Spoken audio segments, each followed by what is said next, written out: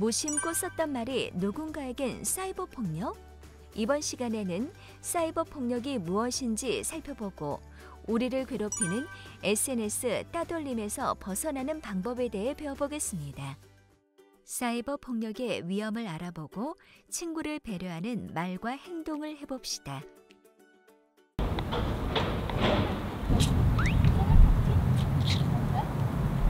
왜? 몰라? 단수한테 공지했던데? 반톡? 우리 반에 반톡 있었어? 쌤이 그런 거 하지 말랬잖아. 아, 그렇긴 한데 승우가 자기가 반장이라고 쌤 빼고 애들 다 초대했어. 근데 넌 초대 못 받았어? 몰랐어. 아, 나는 반톡에 네 얘기가 많이 올라오길래 너 있는 줄 알고. 어떤 얘기?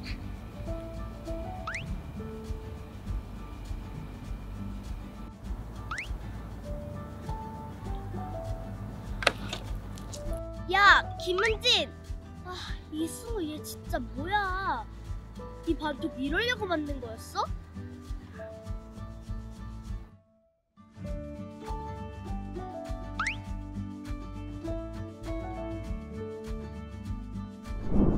안녕하세요, 여러분.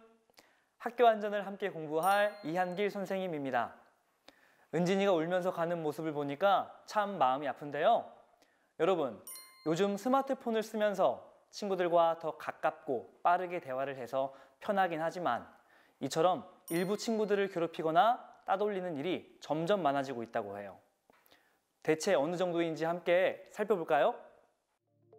요즘 인터넷이나 게임, SNS를 이용한 언어폭력, 집단 따돌림, 사이버 괴롭힘이 점차 늘어나고 있다고 해요. 학생들에게 물어본 결과 학생 1000명당 언어폭력을 당해본 경험이 8.7번, 집단 따돌림이 4.3번, 사이버 괴롭힘이 2.7번이나 있다고 대답했어요. 사이버 폭력이 하나의 놀이처럼 자리 잡고 있다는 연구 결과도 있는데요. 다른 사람의 부모나 가족을 농담의 소재로 삼아서 모욕하거나 함부로 사진을 촬영하는 일, 그리고 특정 친구에 관한 나쁜 말을 인터넷에 올리는 등 폭력의 수위가 높아지고 있습니다. 그렇다면 이러한 폭력을 우리 주변에서 사라지게 하기 위해선 어떻게 노력해야 할까요? 게임을 하다가 누군가가 욕을 해서 나도 질 수 없지! 하는 마음으로 함께 욕을 해본 적이 있나요? 이처럼 인터넷이나 게임, SNS, 스마트폰 채팅을 통해서 누군가를 괴롭히는 모든 행위를 사이버 폭력이라고 해요. 그럼 지금부터 선생님과 함께 어떤 것이 사이버 폭력인지 함께 알아볼게요. 마치 즐거운 놀이처럼 생각하면서 점점 더 수위가 높아지는 사이버 폭력. 사이버 폭력에는 여러 유형이 있는데요. 첫 번째, 사이버 언어 폭력. 인터넷이나 스마트폰으로 다른 사람이나 친구에게 거친 말이나 욕설, 그 사람의 약점을 말하는 것과 같이 놀리거나 괴롭히기 위해 말하는 것을 사이버 언어 폭력이라고 해요. 나이 짧은 한마디가 다른 사람의 마음에 크게 상처를 줄 수 있기 때문에 항상 바르고 고운 말을 써야 해요. 두 번째, 사이버 성폭력. 인터넷, 게임, 혹은 친구와의 채팅이나 친구들이 함께 모여있는 채팅방에서 성에 관한 말이나 욕설을 하거나 음란한 동영상, 사진을 퍼뜨리는 것을 사이버 성폭력이라고 해요. 이러한 행위는 친구들에게 수치심이나 부끄러움을 느끼게 하는 분명한 범죄 행위이기 때문에 절대 해서는 안 되는 행동이에요. 세 번째, 개인정보 유출. 다른 사람이나 친구를 찍은 사진이나 동영상, 이름이나 사는 곳, 현재 다니고 있는 학교와 같이 개인정보를 마음대로 알리면 안 돼요. 나쁜 마음을 가진 사람이 정보를 보고 찾아와 좋지 않은 사건을 일으키거나 사진과 영상을 악의적으로 편집해서 인터넷에 유포할 수 있기 때문에 절대 다른 사람의 개인정보를 알려서는 안 된다는 점 꼭 기억하세요. 여러분, 이제 어떤 것이 사이버 폭력인지 잘 알겠죠? 꼭 다른 사람이나 친구를 직접 괴롭히거나 때려야만 폭력이 아니라 이렇게 온라인을 통해서 마음에 상처를 주는 것도 분명히 폭력이라는 점 잊지 마세요. 요즘 인터넷이나 스마트폰을 쓰면서 직접 만나 대화를 하지 않다 보니 이러한 사이버 폭력 사건이 많이 늘고 있어요. 그리고 무엇보다 여러 친구들이 한 친구를 괴롭히는 SNS 따돌림 사건도 많이 일어나고 있는데요. 선생님과 함께 이 SNS 따돌림이 얼마나 심각한 행동인지 함께 살펴볼게요. 사이버 따돌림은 온라인에서 특정 친구를 목표로 삼아서 따돌리거나 집요하게 괴롭히는 행위를 말하는데요. 친구의 마음은 무시한 채 단체의 채팅방에 초대를 해서 그 친구를 놀리거나 괴롭히고 욕을 하거나 카카오톡 상태 메시지나 인스타그램, 페이스북과 같은 SNS에 그 친구에 관한 나쁜 글들을 쓰기도 합니다. 친구와 대화한 내용을 몰래 녹음해서 단체 채팅방에 올려 다른 친구들이 그 친구를 공격하도록 유도하기도 하고요.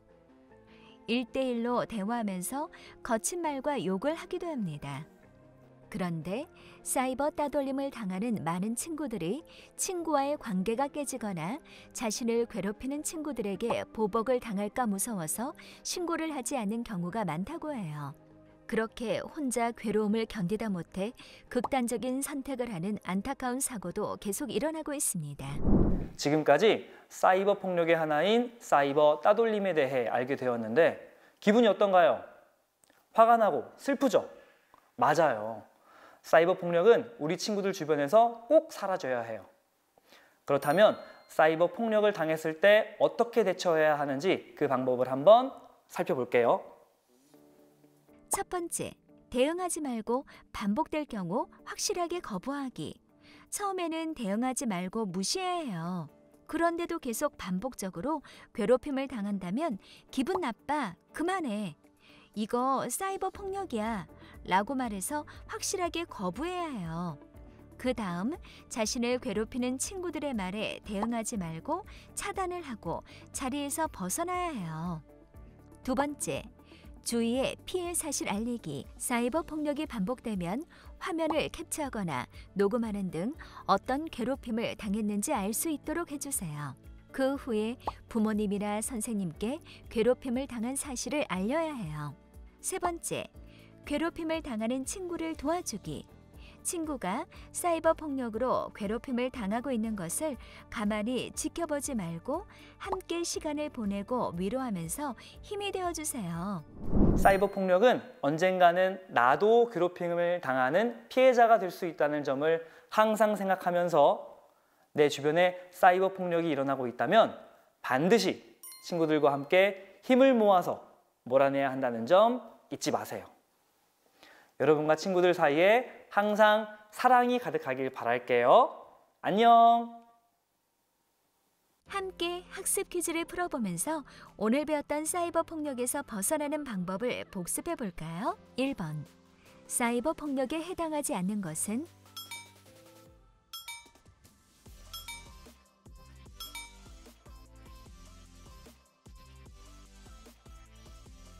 정답은 3번.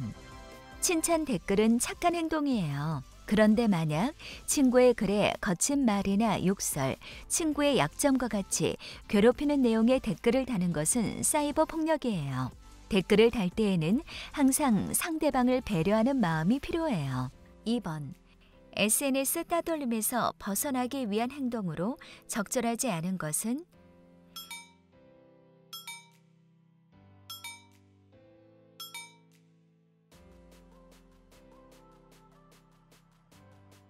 정답은 4번.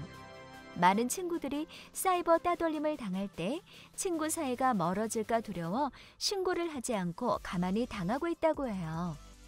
이렇게 가만히 당하고 있으면 우리 주변에서 사이버 폭력이 사라지지 않기 때문에 꼭 선생님이나 부모님께 사실을 알려야 해요.